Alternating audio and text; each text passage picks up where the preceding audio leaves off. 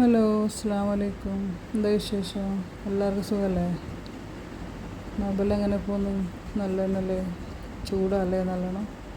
എല്ലാവരും പരസ്പരം ദുആ ചെയ്യണേ. ഞാൻ എല്ലാവർക്കും വേണ്ടി ദുആ ചെയ്യും. ഇവിടെ ചൂട് കുറച്ച് കുറവുണ്ട്. അപ്പോൾ നോമ്പിന് വലിയ ബുദ്ധിമുട്ടൊന്നുമില്ല. അൽഹംദുലില്ലാഹ് നല്ല രീതിയിൽ പോകുന്നുണ്ട്.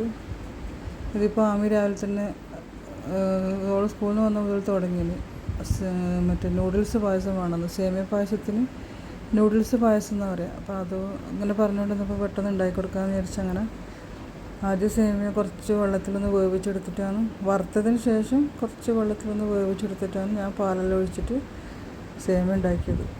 പിന്നെ അതിന് ശേഷം നോമ്പ് മുറിക്കാനുള്ള എന്തെങ്കിലും ഒരു സ്നാക്സ് ഉണ്ടാക്കണ്ടേന്ന് വിചാരിച്ചിട്ട് അങ്ങനെ ചെമ്മീൻ ഉണ്ടായിന്, അത് ഫ്രൈ ചെയ്തിട്ട് പെട്ടെന്ന് ഒരു മസാല ഉണ്ടാക്കിയിട്ട് ഉണ്ടപ്പൊട്ടുണ്ടാക്കി.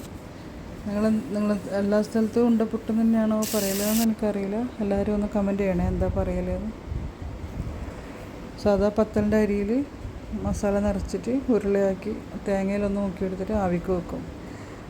ചിലപ്പോഴെല്ലാം അത് ആ ആവിക്ക് വെച്ചതിന് ശേഷം അതൊന്ന് എണ്ണയിൽ ഫ്രൈ ചെയ്തെടുത്താൽ അതും നല്ല ക്രിസ്പി ആയിട്ട് നല്ല ടേസ്റ്റ് ഉണ്ടാവും. ഇതിപ്പോൾ ആവിക്ക് വെച്ചിട്ട് അതുപോലെ തന്നെ കഴിച്ചു നമ്മളെല്ലാം.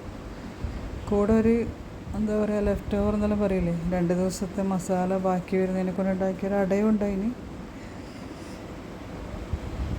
അങ്ങനെ ജ്യൂസും ചായയെല്ലാം വെച്ച് ഈ 2 കടിയെല്ലാം വെച്ച് അൽഹംദുലില്ലാഹ് നന്നായി നോമ്പ് തുറന്നു. ഇതിപ്പോൾ ഞാൻ വോയിസ് ഓവർ കൊടുക്കുന്ന സമയത്ത് ഇവിടെ നോമ്പ് 10ആയി.